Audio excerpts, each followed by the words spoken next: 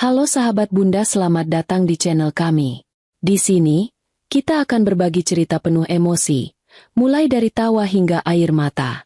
Dalam kisah-kisah yang terinspirasi dari pengalaman hidup nyata. Jangan lewatkan setiap cerita menyentuh yang akan membuat hati Anda terasa lebih hidup. Yuk, tekan tombol like dan subscribe sekarang juga. Saya doakan buat sahabat Bunda yang sudah like dan subscribe semoga selalu dilancarkan rezeki dan segala urusannya, amin ya robbal alamin. Mari kita mulai perjalanan penuh makna ini bersama. Selamat menikmati kisah-kisah yang kami sajikan.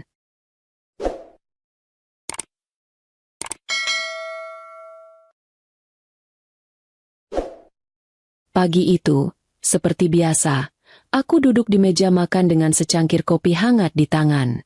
Di depanku, ada uang 500.000 yang baru saja diberikan Dani, suamiku. Angka itu terlihat begitu kecil dibandingkan dengan semua kebutuhan yang harus aku tanggung setiap bulannya. 500.000, hanya itu yang diberikan Dani sebagai uang bulanan untuk memenuhi kebutuhan rumah tangga kami. Padahal, penghasilannya jauh lebih besar dari itu. Dani bekerja sebagai manajer pemasaran di sebuah perusahaan besar. Setiap kali dia pulang kerja, dia bercerita tentang proyek-proyek besar yang dia tangani, klien-klien yang dia temui, dan bonus besar yang dia terima setiap tahun. Dia bahkan sering bercerita tentang perjalanan dinas yang mewah, hotel-hotel bintang 5 yang dia tinggali, dan restoran-restoran mahal tempat dia makan. Namun, ketika sampai pada masalah uang rumah tangga, Dani hanya memberikan 500.000, dan itu hanya untuk kebutuhan sehari-hari, bukan untuk tabungan atau pengeluaran lainnya. Aku menatap uang itu dengan perasaan yang campur aduk. 500.000 untuk membeli bahan makanan, membayar tagihan listrik dan air, serta memenuhi semua kebutuhan rumah tangga yang semakin meningkat, itu tidak mungkin cukup. Apalagi, kami sudah tinggal di sebuah rumah kecil yang meskipun nyaman, membutuhkan biaya pemeliharaan dan perawatan yang tidak sedikit. Dari dulu, aku sudah terbiasa dengan penghasilan yang terbatas. Aku bekerja sebagai desainer grafis lepas dengan penghasilan yang tak menentu. Beberapa bulan bisa mendapat banyak proyek, beberapa bulan lainnya bisa sangat sedikit. Tetapi yang selalu membuatku bingung adalah, meskipun Dani memiliki penghasilan yang besar, dia selalu membatasi uang yang dia berikan padaku. Aku bukanlah orang yang suka mengeluh. Aku tahu bagaimana cara mengatur keuangan rumah tangga dengan bijak. Tetapi masalahnya, aku tak pernah bisa mendapatkan cukup untuk hidup lebih nyaman, atau sekadar merasa tenang. Pakai uang ini untuk kebutuhan rumah saja, ya. Katanya tadi pagi sambil memberiku uang itu dengan wajah datar. Seperti itu adalah jumlah yang wajar untuk kebutuhan rumah tangga. Aku bisa merasakan nada dingin dari suaranya. Jangan lupa, kita harus hidup hemat. Aku hanya bisa mengangguk. Setiap kali Dani mengatakan hal seperti itu, aku merasa seolah-olah aku sedang menjalani hidup di dalam sebuah kandang, terbatas oleh aturan yang dia buat. 500.000 untuk semuanya? Itu bahkan tak cukup untuk membeli bahan makanan untuk seminggu. Apalagi jika harus ditambah dengan tagihan-tagihan lainnya. Pekerjaanku sebagai desainer grafis lepas memang memberi sedikit kebebasan, tapi juga tak stabil. Terkadang aku mendapat proyek besar yang membayar dengan baik. Terkadang aku hanya mendapat proyek kecil yang tidak cukup menutupi semua kebutuhan kami. Namun, Dani tidak pernah mempedulikan itu. Baginya, urusan keuangan rumah tangga adalah tanggung jawabku, meskipun dia memiliki penghasilan yang lebih besar. Aku menghela napas, lalu beranjak dari meja makan. Waktu semakin berjalan, dan aku harus segera berbelanja untuk kebutuhan rumah. 500.000 yang diberikan Dani terasa sangat berat di tanganku, tetapi aku tahu tak ada pilihan lain. Aku harus pergi ke pasar dan membeli apa yang bisa aku beli dengan uang tersebut. Setelah sampai di pasar, aku mulai berkeliling mencari barang-barang yang bisa dibeli dengan harga murah. Beras, sayuran, telur, dan sedikit daging ayam, semuanya harus dipilih dengan cermat. Aku harus pintar-pintar memilih yang murah, tapi tetap bisa bertahan sampai akhir bulan. Sambil berbelanja, aku memikirkan tagihan listrik dan air yang pasti datang sebentar lagi. Aku tahu bahwa uang 500.000 itu tidak akan cukup. Entah bagaimana, aku selalu merasa seperti hidup dalam ketidakpastian. Ketika aku selesai berbelanja dan kembali ke rumah, aku langsung menata bahan makanan yang baru dibeli. Namun, rasa cemas tak kunjung hilang. Aku memikirkan bagaimana aku akan mengatur semuanya. Setiap kali aku menerima uang dari Dani, aku selalu merasa kurang. Seolah-olah uang itu tak pernah cukup untuk menutupi kebutuhan sehari-hari kami. Dani pulang seperti biasa, mengenakan jas rapi dan membawa tas kerja besar yang terlihat mahal. Ia meletakkan tasnya di meja ruang tamu dan masuk ke dapur, melihat aku yang sedang menata makanan. "Makan malam sudah siap?" tanyanya dengan senyum tipis, seolah semuanya baik-baik saja. Suaranya santai, dan sepertinya ia tak menyadari betapa beratnya perasaanku hari itu. "Iya, sebentar lagi," jawabku sambil berusaha tersenyum, meskipun hatiku terasa begitu berat. Aku tahu bahwa senyuman ini hanya untuk menutupi perasaan kesal dan kecewa yang semakin menggerogoti diriku. Aku ingin berteriak, ingin mengatakan bahwa uang yang dia beri tidak cukup, bahwa aku tidak bisa lagi bertahan dengan pengaturan keuangan seperti ini. Namun, aku tahu, itu akan sia-sia.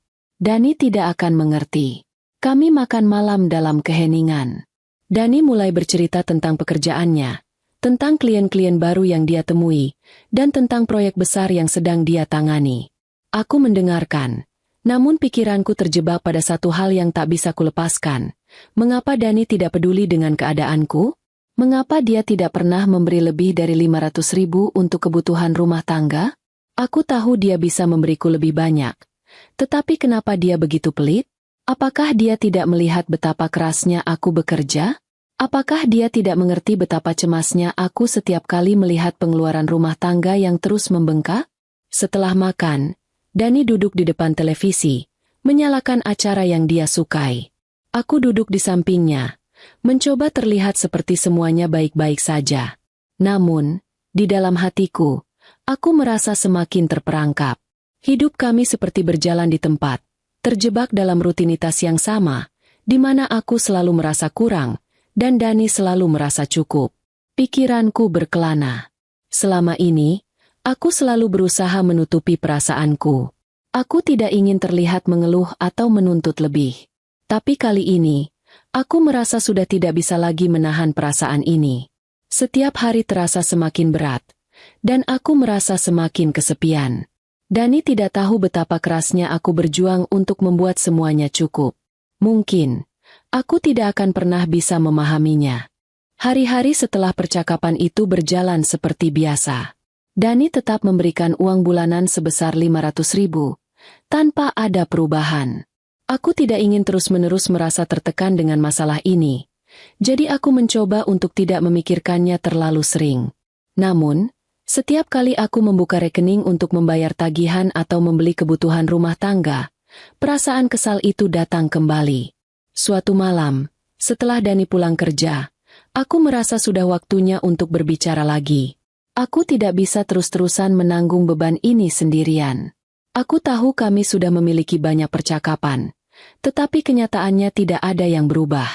Aku duduk di meja makan, menatap Dani yang sedang membaca pesan di ponselnya. Aku menarik napas dalam-dalam, berusaha untuk tetap tenang. Setelah beberapa menit, aku akhirnya membuka pembicaraan. "Dani, kita perlu bicara lagi," kataku. Suaraku berusaha tetap tenang meskipun di dalam hatiku sudah mulai merasa cemas. Dani menatapku, lalu meletakkan ponselnya di meja. "Apa lagi, sayang?" Aku menatap matanya, berusaha mencari kata-kata yang tepat. Aku sudah mencoba mengatur semuanya, tapi uang 500.000 itu tidak cukup. Aku merasa sangat kewalahan. "Kita harus jujur tentang ini." Dani mengangguk pelan, tapi wajahnya terlihat seperti tidak terlalu terpengaruh. "Sudah kubilang, 500.000 itu cukup. Kita hanya perlu hidup hemat dan pintar-pintar mengelola uang." Aku merasa frustasi. "Tapi, Dani, kita tidak bisa hidup seperti ini terus-menerus. Tagihan air, listrik, belanja bulanan, kebutuhan rumah tangga lainnya, itu semua lebih dari 500.000. Aku bahkan harus meminjam uang dari teman-temanku untuk menutupi kekurangan." Dani menatapku dengan tatapan yang sulit kuartikan. Kamu tidak perlu meminjam uang dari siapapun. Aku sudah memberikan uang bulanan sesuai kesepakatan kita. Kita harus belajar untuk mengelola keuangan dengan lebih baik. Aku menggelengkan kepala, merasa semakin tertekan. Dani, ini bukan hanya soal mengelola uang. Ini soal kenyataan yang ada di depan kita. Kita berdua bekerja keras, tapi kamu memberikan sedikit sekali untuk kebutuhan sehari-hari. Aku bukan hanya mengurus rumah tangga, aku juga bekerja keras di luar sana. Ini tidak adil. Dani tetap tenang, tetapi aku bisa melihat sedikit ketegangan di wajahnya. Aku tahu, kamu bekerja keras, tapi itu bukan alasan untuk menghabiskan lebih banyak uang. Kita harus menabung dan hidup hemat. Aku tidak mau kita terjerat hutang karena kebiasaan boros. Aku menarik napas dalam-dalam, berusaha menenangkan diri. Tapi itu bukan boros, Dani. Itu adalah kebutuhan dasar. Aku bukan ingin berlebihan, tapi 500.000 untuk semua pengeluaran kita, itu sangat tidak cukup. Dani menatapku lebih lama, seolah berpikir tentang apa yang baru saja aku katakan. Namun, kemudian dia menggelengkan kepala. Aku tetap berpikir bahwa 500.000 itu sudah cukup. Kamu hanya perlu lebih bijak dalam mengatur keuangan. Aku merasa sangat kecewa, hampir putus asa. Semua upayaku untuk memperbaiki situasi ini rasanya sia-sia. Aku ingin dia mendengarkan, ingin dia mengerti betapa sulitnya hidup dengan anggaran yang begitu terbatas. Tetapi Dani sepertinya tidak melihatnya sebagai masalah besar. Kamu bisa menghemat lebih banyak, sayang, lanjut Dani dengan suara yang agak datar. Kita sudah memiliki apa yang kita butuhkan. Lagi pula, kita tidak bisa terus-terusan berharap lebih. Semua orang juga harus belajar hidup dengan penghasilan mereka. Jadi, kamu tidak akan menambah uang bulanan itu? Tanyaku, merasa hatiku mulai hancur mendengarnya. Dani menggelengkan kepala dengan tegas. Tidak, itu sudah cukup. Kamu bisa kok mengelola dengan uang itu. Aku percaya padamu. Aku terdiam. Kata-kata itu menusuk hatiku. Apa yang dimaksud dengan percaya padaku? Jika dia benar-benar percaya padaku, kenapa dia tidak lebih peduli dengan kenyataan bahwa uang itu tidak cukup? Kenapa dia tidak merasa khawatir ketika melihat aku kesularan? Aku berdiri dari kursi dengan rasa kecewa yang semakin mendalam. Baiklah, kalau kamu merasa itu cukup, aku tidak bisa berbuat apa-apa, kataku sambil menghela napas panjang. Dani memandangku dengan ekspresi yang sulit dibaca. Aku hanya ingin kita hidup dengan cara yang bijak. Itu saja. Aku tidak mau kita terjebak dalam sikap boros. Aku mengangguk lemah, tetapi perasaan di hatiku semakin jauh dari kata damai. Aku tahu, jika ini berlanjut, kami akan terus terjebak dalam lingkaran yang sama. Aku merasa sendiri dalam perjuangan ini, merasa tidak dihargai. Aku akan tidur dulu, kataku sambil melangkah menuju kamar tidur. Tidak ada lagi yang bisa kutambahkan. Aku sudah lelah berusaha menjelaskan. Pagi itu, tubuhku terasa sangat lemah. Kepalaku pusing, tenggorokanku kering, dan suhu tubuhku meningkat. Aku berusaha bangkit dari tempat tidur untuk memulai rutinitasku, tetapi kaki ini seolah tak mau diajak bekerja sama. Pandanganku berkunang-kunang, dan aku akhirnya terjatuh kembali ke tempat tidur. Dani baru saja selesai bersiap untuk bekerja. Ketika melihatku masih terbaring, dia menghampiri dengan raut wajah bingung. Kenapa kamu masih di tempat tidur? Gak biasanya kamu malas-malasan begini, tanyanya dengan nada datar, tanpa sedikit pun rasa khawatir. Aku gak enak badan, dan jawabku pelan. Suaraku serak, bahkan untuk berbicara saja terasa berat. Dani mendengus pelan. Ya udah, istirahat aja. Jangan mikirin yang berat-berat. Aku menggeleng lemah. Dani, aku butuh ke rumah sakit. Rasanya nggak kuat.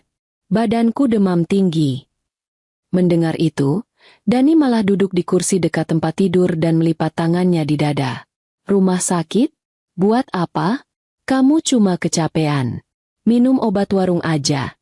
Nanti juga sembuh. Air mataku mulai menetes. Bukannya merasa khawatir atau bertanya lebih jauh tentang keadaanku, Dani malah menganggap remeh. Dani, aku benar-benar nggak kuat. Aku takut ini serius. Namun, Dani tetap bersikeras. Serius apanya? Kamu ini suka lebay. Orang cuma demam biasa aja kok. Nggak perlu sampai ke rumah sakit. Nanti malah keluar uang banyak. Istirahat aja di rumah. Nanti aku beliin obat warung. Aku terdiam. Kata-katanya seperti belati yang menusuk hatiku. Bagaimana mungkin dia begitu pelit bahkan untuk urusan kesehatanku? Bukankah seharusnya seorang suami melindungi dan menjaga istrinya? Tapi kenyataannya, aku merasa seperti orang asing di rumah ini. Dani, aku istrimu. Aku cuma minta satu hal. Tolong bawa aku ke dokter. Aku benar-benar nggak bisa berbuat apa-apa kalau begini terus. Pintaku lagi. Suaraku hampir pecah karena tangis yang kutahan. Namun, Dani tidak bergeming. Dia hanya mengangkat bahu, seolah permintaanku tidak ada artinya. Kamu harus belajar buat nggak manja. Setiap orang juga pernah sakit, tapi nggak semua harus ke dokter. Kamu cukup istirahat, minum obat, nanti juga sembuh. Aku memejamkan mata, berusaha menahan air mata yang terus mengalir. Aku merasa begitu tak berdaya. Di saat seperti ini, aku benar-benar membutuhkan dukungan, tetapi Dani malah memilih untuk berpura-pura bahwa semuanya baik-baik saja. Setelah beberapa saat, Dani bangkit dari kursinya dan mengambil dompetnya. Aku mau kerja. Kamu jangan lupa minum air hangat dan obat warung yang aku beli nanti sore. Ya, katanya sambil berjalan ke pintu. Dani, tolong, aku benar-benar butuh ke rumah sakit. Pintaku lagi, kali ini dengan nada putus asa. Dia menatapku sebentar, lalu menghela napas. Aku nggak punya waktu buat antar kamu ke rumah sakit. Lagi pula, aku yakin kamu cuma butuh istirahat. Jangan berlebihan. Ya, aku berangkat dulu. Tanpa menunggu jawabanku, Dani pun pergi. Pintu tertutup, meninggalkan aku sendirian di kamar dengan tubuh yang semakin lemah. Aku berusaha bangkit, tapi setiap langkah yang kuambil seperti menambah beban di tubuhku. Aku mencoba menahan rasa sakit dan demam yang semakin tinggi. Dalam kesendirianku, aku menangis. Menangis karena rasa sakit di tubuh ini. Menangis karena merasa tak dihargai oleh suamiku sendiri. Aku akhirnya memberanikan diri menelepon tetanggaku, Bu Siti. Suaraku bergetar saat berbicara dengannya. Meminta tolong agar dia mau membantuku pergi ke rumah sakit. Astagfirullah. Mbak, kenapa nggak dari tadi bilang? Saya langsung ke sana sekarang. Jawab Bu Siti dengan nada khawatir. Beberapa menit kemudian, Bu Siti datang dengan mobil tua miliknya. Dengan susah payah, aku berjalan ke mobil, bersandar pada tubuhnya yang kecil namun penuh tenaga. Kenapa nggak minta Dani aja antar, Mbak? Tanya Bu Siti saat membantuku masuk ke mobil. Aku hanya tersenyum kecut. Dia bilang aku cuma kecapean. Bu. Bu Siti menggelengkan kepala, tampak kesal. Ya Allah, padahal jelas-jelas ini lebih dari sekadar kecapean. Lihat nih, badan Mbak panas banget. Setelah sampai di rumah sakit, aku langsung diperiksa oleh dokter. Hasilnya, aku mengalami infeksi saluran pernapasan yang cukup parah dan dehidrasi akut. Dokter bahkan menyarankan aku untuk rawat inap agar kondisiku cepat pulih. Aku melihatnya memasuki kamar dengan wajah datar, tanpa sedikit pun rasa bersalah. Dia hanya berdiri di dekat pintu, tidak berkata apa-apa. Aku yang sudah terlalu lelah, baik secara fisik maupun emosional, memutuskan untuk tidak memulai pembicaraan. Setelah beberapa saat, Dani akhirnya membuka mulut. Kenapa kamu harus sampai ke rumah sakit? Aku udah bilang kan, cukup istirahat di rumah. Aku menatapnya, kali ini tanpa emosi. Aku terlalu lelah untuk marah. Kalau aku istirahat di rumah, mungkin sekarang aku sudah pingsan atau lebih buruk lagi. Dokter bilang aku perlu rawat inap. Dani mendengus pelan.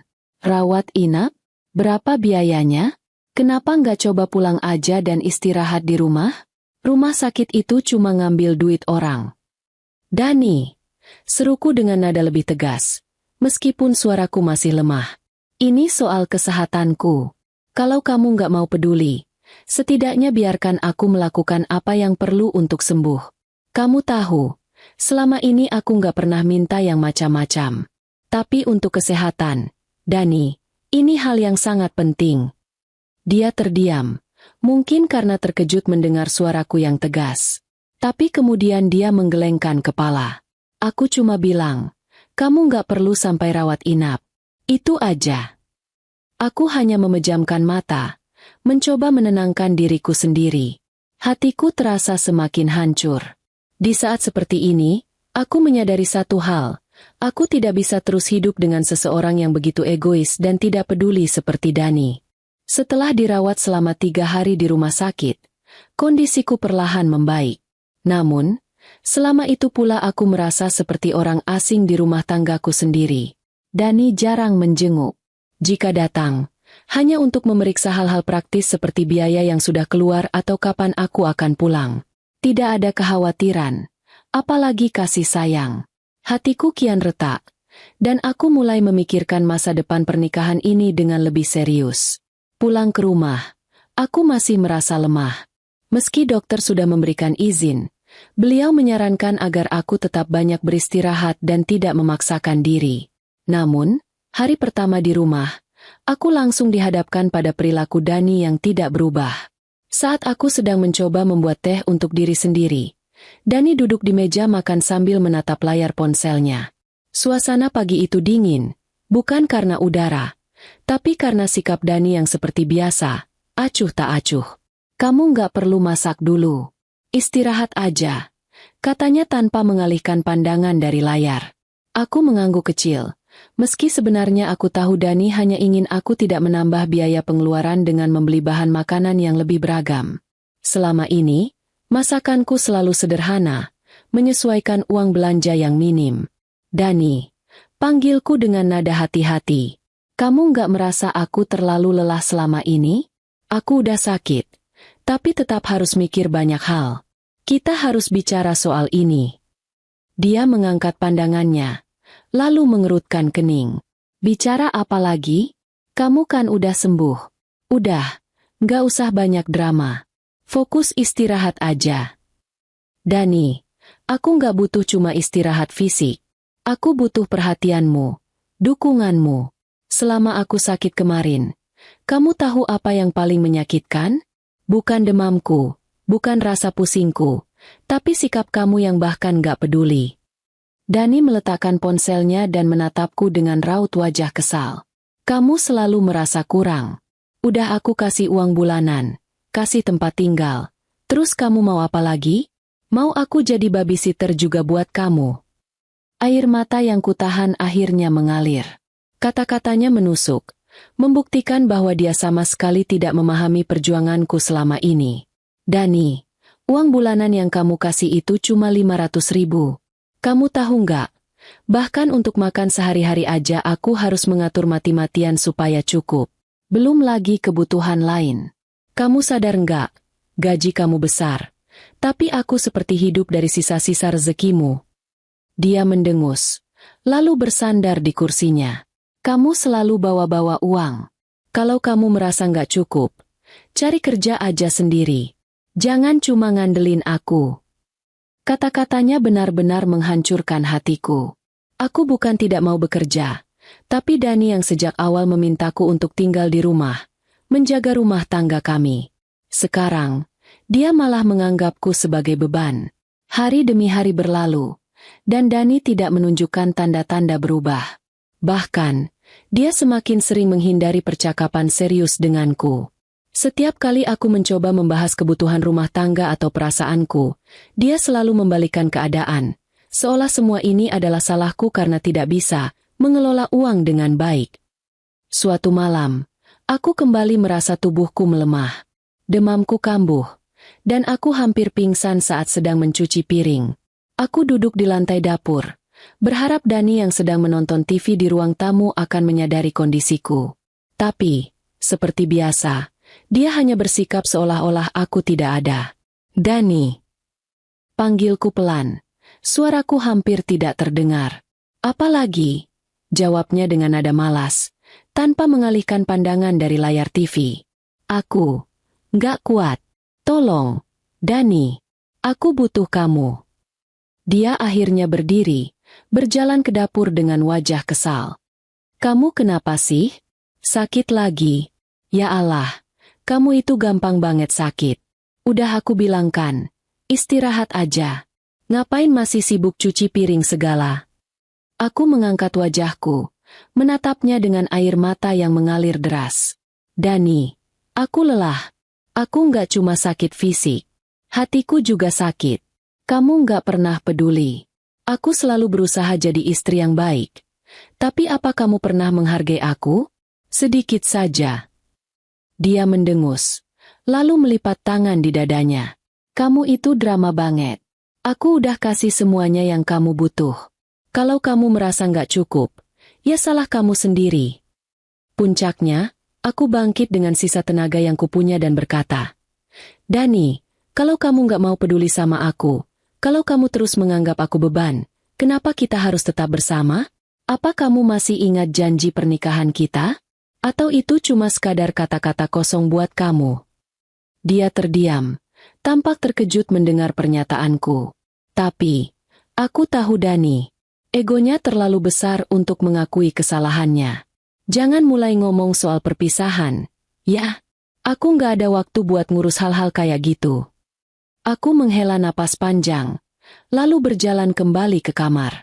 Malam itu, aku memutuskan bahwa aku tidak bisa lagi terus bertahan. Keesokannya pada malam hari seperti biasa aku harus memasak untuk makan malam meski tenagaku belum sepenuhnya pulih. Dengan uang belanja yang sangat terbatas, menu makan malam kami pun sederhana, sayur bayam, sambal, dan tempe goreng. Dani pulang malam itu dengan wajah lelah, seperti biasa. Dia duduk di meja makan sambil memainkan ponselnya, tidak menyapaku, tidak menanyakan kabarku. Setelah semuanya siap, aku memanggilnya. Makan malamnya udah siap, Dani. Ujarku pelan sambil membawa piring nasi ke mejanya. Dia meletakkan ponselnya sejenak dan menatap meja makan. Sayur lagi? Tempe lagi? Keluhnya sambil mengerutkan kening. Aku menelan ludah, mencoba menahan diri. Ya, ini yang bisa aku masak dari uang belanja bulan ini. Dani mendengus. Bosan tahu nggak? Makan kayak gini terus. Kamu tuh nggak bisa mikir ya? Coba dong variasi sedikit. Ayam kek, daging, atau minimal ikan. Masa tiap hari cuma sayur dan tempe? Aku diam sejenak, mencoba menenangkan hati yang mulai panas. Tapi kali ini, kesabaranku sudah mencapai batas. Aku meletakkan sendok di tanganku dengan sedikit keras di atas meja, membuat Dani menoleh kaget. Sabar dulu, Dani. Kamu ngomong seolah-olah aku ini nggak mau masak yang enak. Kamu sadar nggak? Uang yang kamu kasih cuma 500.000 untuk sebulan? Mau masak ayam atau daging pakai apa? Udara. Ya itu kan karena kamu nggak bisa ngatur uang. Balasnya dengan nada ketus. Seolah-olah aku yang salah dalam semua ini. Aku tertawa kecil. Tawa yang pahit. Nggak bisa ngatur? Dani, uang 500.000 itu bahkan nggak cukup buat beli kebutuhan dasar. Apalagi buat beli lauk mewah. Kamu tahu nggak berapa harga ayam sekarang? 1 kilo aja udah hampir setengah dari uang belanja kita. Dia hanya diam, matanya menatapku dengan tajam, tapi aku tidak peduli. Kamu pikir gampang buat aku? Aku masak, nyuci, bersihin rumah, semua aku kerjain sendiri. Aku sakit, tapi aku tetap mikirin makan kamu. Lalu kamu bilang bosan? Kamu itu harusnya bersyukur masih ada makanan di meja ini. Harusnya aku yang bosan. Dani, bosan sama sikap kamu yang selalu merasa nggak pernah cukup. Padahal aku yang mati-matian mengatur supaya semua bisa berjalan. Dani meletakkan ponselnya di meja dan membalas dengan nada kesal. Aku kerja keras buat cari uang. Terus kamu malah ngomel-ngomel. Kamu pikir aku nggak capek apa? Aku menatapnya dengan air mata yang mulai mengalir. Capek kerja? Dani, aku juga capek. Tapi capekku ini nggak pernah kamu hargai. Kamu nggak pernah mikirin gimana perasaanku. Gimana usahaku buat tetap bertahan dengan uang yang kamu kasih. Kamu kerja, iya. Tapi uangnya nggak pernah benar-benar buat keluarga ini. Kamu simpan sendiri, dan aku cuma dikasih sisa-sisanya. Dani berdiri, mengibaskan tangannya dengan kesal. Ya udah, kalau kamu nggak suka, cari uang sendiri aja. Aku udah bilang kan, jangan ngeluh terus soal uang. Kamu tuh ribet banget. Kata-katanya membuatku terpaku. Aku terdiam beberapa saat, mencoba menenangkan diri. Tapi kali ini aku tidak mau menyerah begitu saja. Malam itu, aku duduk di ruang makan sendirian, menatap piring makan yang masih utuh. Hatiku penuh dengan luka dan kemarahan. Ini bukan lagi tentang uang belanja yang kecil, tapi tentang bagaimana Dani memperlakukanku selama ini. Aku tahu, aku harus mulai berpikir untuk masa depanku sendiri. Keesokan harinya, aku mulai mencari pekerjaan.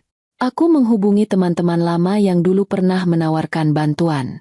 Meski Dani akan marah jika tahu, aku tidak peduli lagi. Aku harus punya penghasilan sendiri agar tidak terus-menerus terjebak dalam hubungan yang tidak sehat ini. Aku merasa bahwa waktuku untuk bertahan sudah habis. Jika Dani tidak berubah, aku tahu apa yang harus aku lakukan demi diriku sendiri.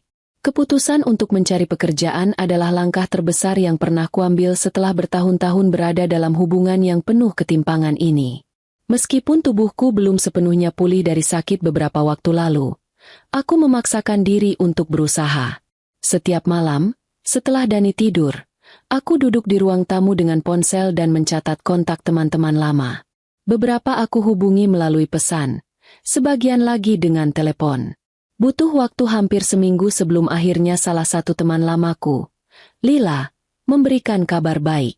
Aku punya kenalan yang sedang butuh tenaga admin untuk kantornya. Kamu bisa coba, itu pekerjaan full-time, tapi nggak berat kok. Aku yakin kamu bisa, katanya melalui telepon.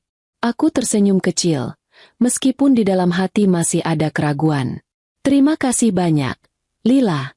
Aku akan coba. Pagi itu, aku bangun lebih awal dari biasanya.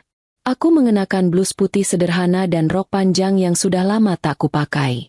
Dani memperhatikanku dari meja makan dengan ekspresi sinis sambil menyeruput kopi. Mau kemana rapi-rapi gitu? Tanyanya. Nada bicaranya terdengar mencemooh. Aku mulai kerja hari ini. Jawabku singkat sambil memasukkan beberapa dokumen ke dalam tas. Dani mendengus. Kerja apa sih? Admin? Gajinya paling nggak seberapa. Kamu yakin bisa kerja? Jangan sampai malah bikin repot. Ya.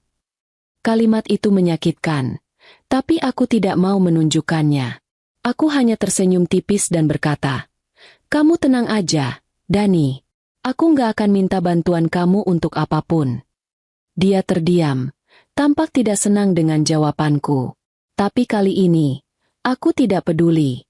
Kantor tempatku bekerja ternyata cukup nyaman. Aku diterima dengan baik oleh rekan-rekan baru, dan atasanku, Ibu Rini, adalah wanita yang sangat sabar. Meski pekerjaanku hanya sebagai admin, aku merasa ini adalah awal baru bagiku. Setiap tugas yang diberikanku kerjakan dengan sungguh-sungguh. Saat menerima gaji pertama, aku hampir menangis. Memang jumlahnya belum besar. Tapi ini adalah hasil kerja kerasku sendiri. Uang itu bukan hanya berarti tambahan penghasilan, tapi juga simbol kebebasan kecil yang akhirnya kumiliki. Namun, di rumah, Dani tetap saja tidak berubah. Malam itu, dia pulang lebih awal dari biasanya. Saat melihatku sedang menghitung uang gaji, dia langsung duduk di sofa dan menatapku dengan pandangan meremehkan. Jadi, gajinya berapa? Cukup buat apa? Jangan sampai nanti malah ngeluh lagi karena uangnya nggak cukup. Ucapnya dengan nada mengejek. Aku menatapnya sejenak, mencoba menahan emosi. Dani, ini gaji pertamaku. Aku bersyukur, meskipun belum banyak. Setidaknya aku nggak perlu bergantung sepenuhnya sama kamu. Dia tertawa kecil, seperti tidak percaya. Kamu tuh lucu. Niat kerja biar mandiri, tapi kerjaan cuma admin. Aku yakin nanti ujung-ujungnya juga kamu nyerah. Aku menghela napas panjang, mencoba untuk tidak terpancing. Kita lihat saja nanti. Dani, aku cuma berharap kamu bisa berhenti meremehkanku. Dia tidak menjawab, hanya mengambil ponselnya dan bermain game seperti biasa. Bulan itu, aku mulai menabung dari gaji yang kuterima. Meskipun hanya sedikit, aku tetap menyisihkan sebagian untuk membeli bahan makanan yang lebih baik. Malam itu, aku memutuskan untuk memasak ayam goreng dan sup sayur. Saat Dani pulang, dia tampak terkejut melihat menu makan malam yang berbeda dari biasanya. Ada ayam? Dari mana uangnya? Tanyanya sambil duduk di meja makan. Aku beli dari uangku sendiri, jawabku singkat. Dani menyeringai. Oh, jadi sekarang kamu bisa makan enak karena uangmu? Hahaha, jangan-jangan nanti kamu lupa sama tanggung jawabmu di rumah. Aku menatapnya dengan tenang, meskipun hatiku sedikit tersayat oleh kata-katanya. Tanggung jawabku di rumah tetap aku jalankan, Dani. Tapi aku nggak mau terus-terusan merasa kekurangan. Kalau aku bisa berusaha untuk lebih baik, kenapa nggak? Dani hanya mengangkat bahu dan mulai makan tanpa banyak bicara lagi.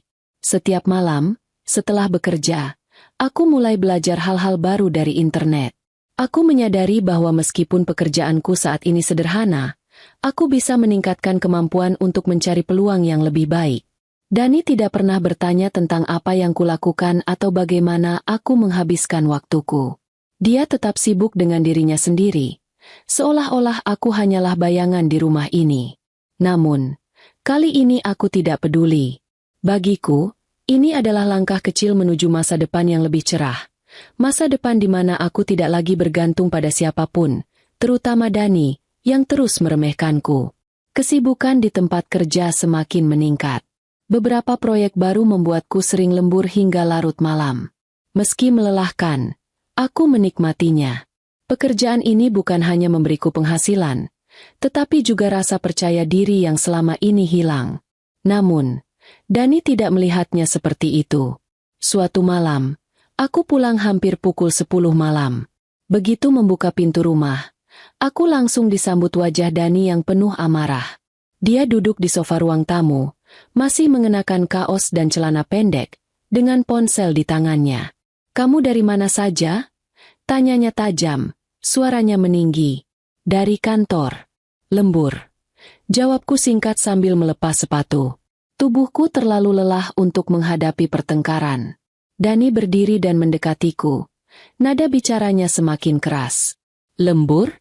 Sampai jam segini? Kamu pikir rumah ini nggak penting? Kamu sudah lalai sebagai istri. Kamu itu tanggung jawabnya di rumah, bukan di kantor." Aku berhenti sejenak, mencoba menahan emosi. "Dani, aku kerja juga buat kita. Kalau aku nggak lembur, aku nggak akan bisa bantu perekonomian rumah ini. Lagi pula, bukannya kamu sendiri yang bilang kalau aku nggak akan bisa kerja lama-lama? Sekarang aku buktikan kalau aku bisa."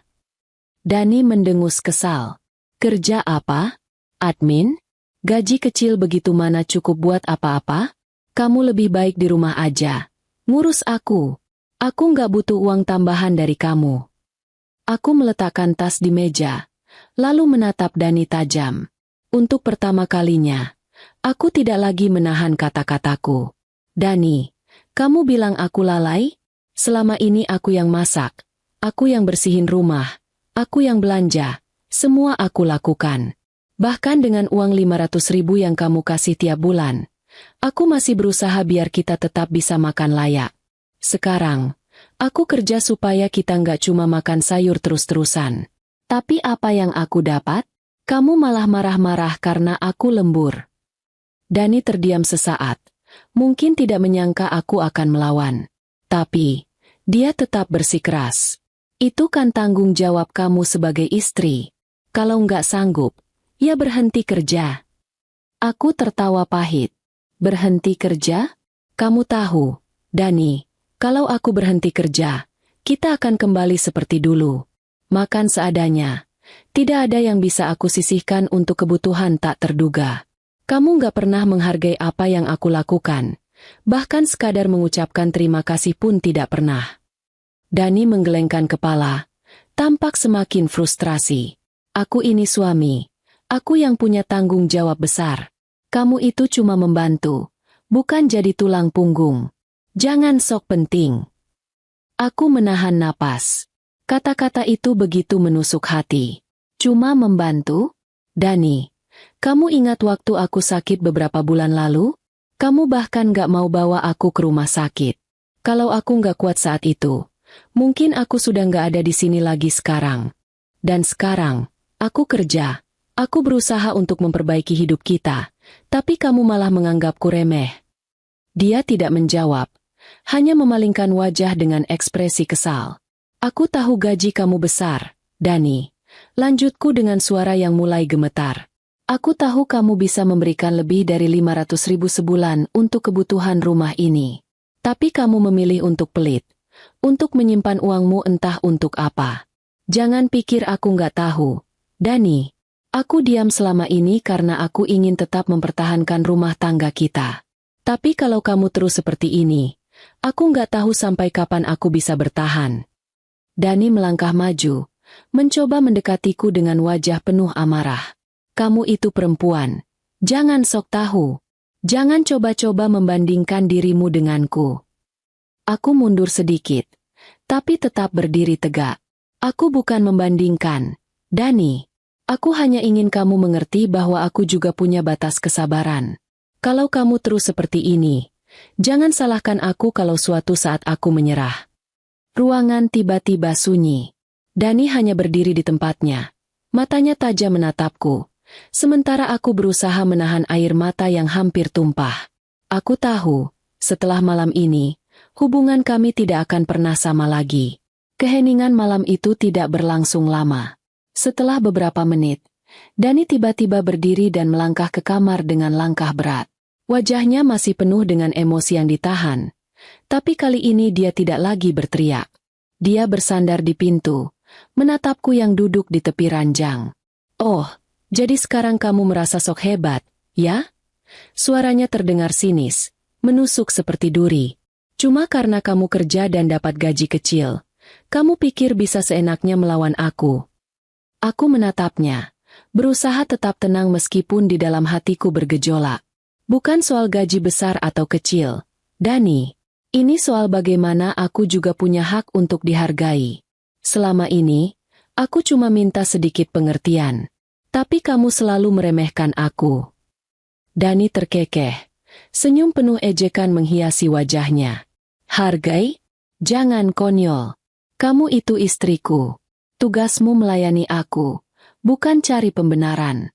Kalau kamu nggak suka, ya silakan hidup sendiri. Jangan kira tanpaku kamu akan hidup bahagia. Kata-katanya bagai cambuk yang menyakitkan. Tapi alih-alih membuatku lemah, kali ini aku merasakan sesuatu yang berbeda. Ada nyala api kecil di dalam diriku.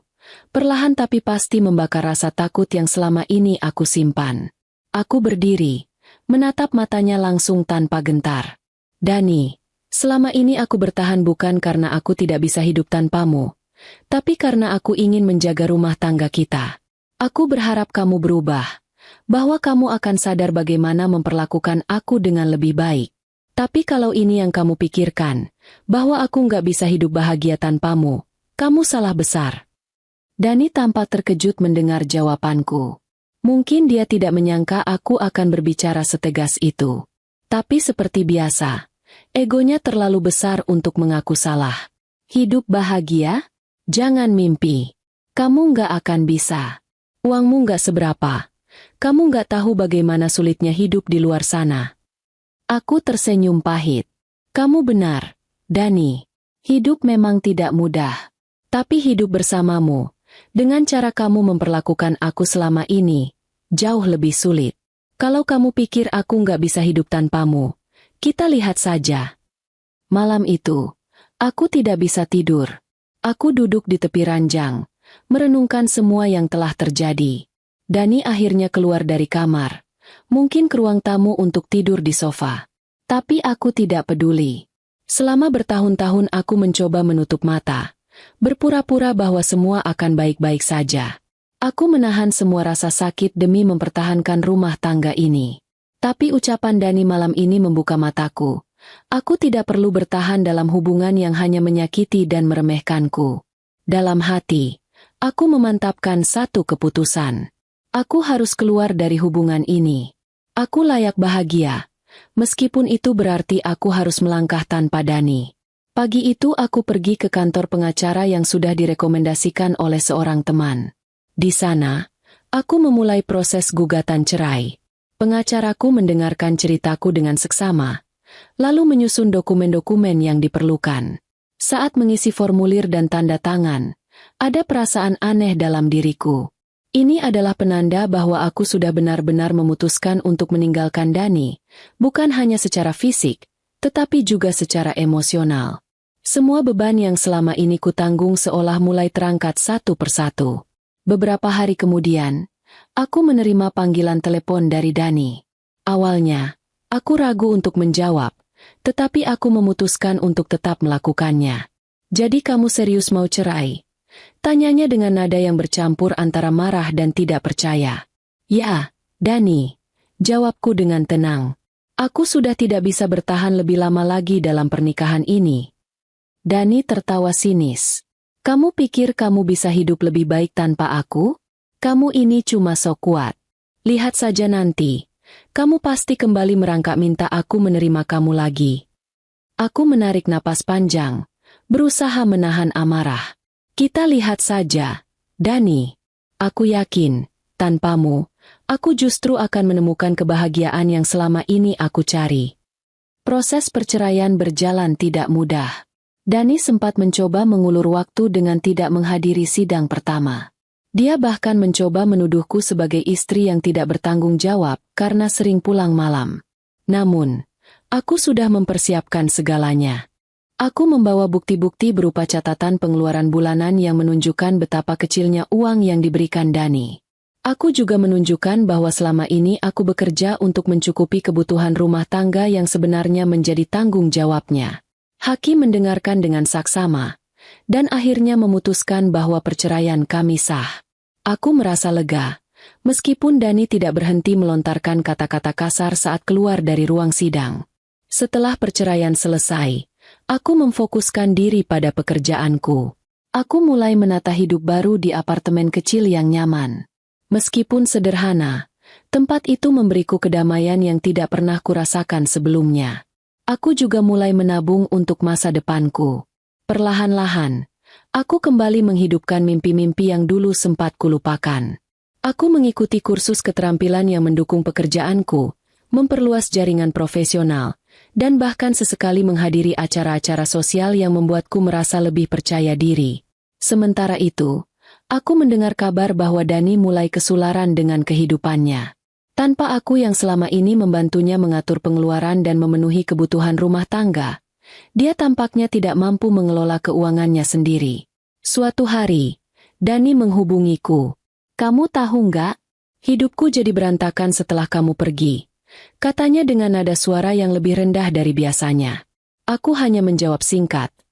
Itu adalah pilihanmu sendiri, Dani. Aku harap kamu bisa belajar sesuatu dari semua ini. Dia mencoba memohon agar aku kembali, tetapi kali ini aku tidak goyah. Aku sudah belajar untuk menghargai diriku sendiri, dan aku tahu kembali ke Dani hanya akan membawa rasa sakit yang sama. Hari demi hari, aku merasa semakin kuat. Aku mulai menyadari betapa banyak potensi dalam diriku yang selama ini terpendam. Aku bukan lagi wanita yang merasa kecil dan tidak dihargai. Kini, aku adalah seseorang yang tahu apa artinya mencintai diri sendiri dan berjuang untuk masa depan yang lebih baik. Aku tahu perjalanan ini masih panjang, tetapi aku yakin bisa melaluinya. Tanpa Dani, aku menemukan diriku yang sesungguhnya.